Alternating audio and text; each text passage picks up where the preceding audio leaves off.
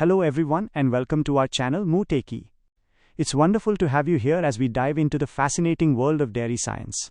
Today we're exploring the fundamental physical properties of milk. Let's get started.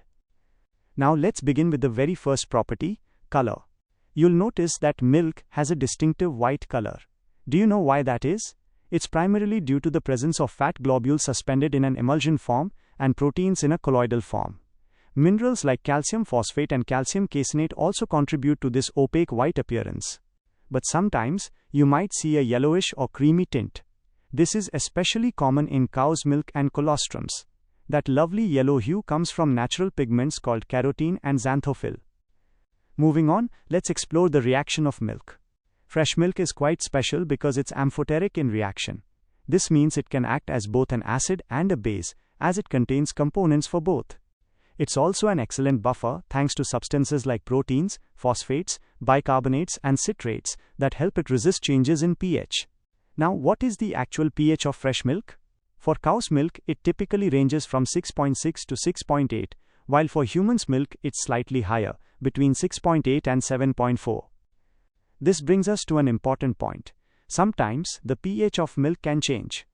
For instance, the pH can shift to become more alkaline in certain situations, such as in cases of mastitis, which is an inflammation of the udder, or during the late period of lactation.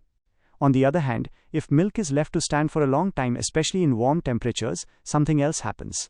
The lactose in the milk begins to ferment into lactic acid. This is caused by bacteria naturally present in milk, like Streptococcus lactis and Lactobacillus lactis.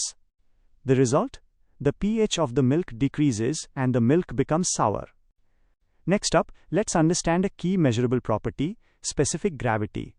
Specific gravity is the ratio between the weight of a given volume of milk and the weight of the same volume of water measured at a specific temperature.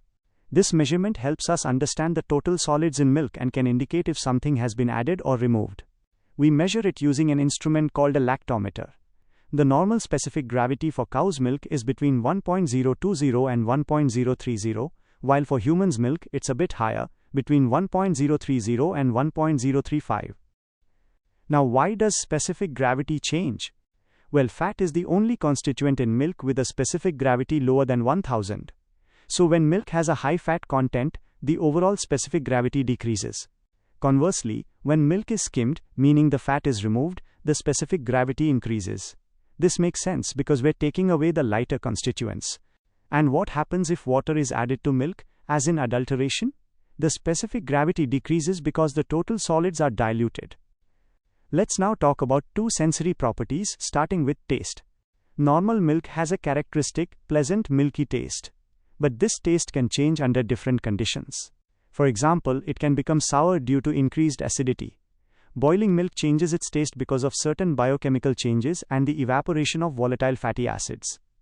During the late stage of lactation, the taste can be affected by an increase in chloride percent. And in cases of mastitis, the inflammation of the udder can also alter the taste. And finally, we have odor. Milk has a characteristic mild milky odor that we all recognize. Thank you. See you in the next class.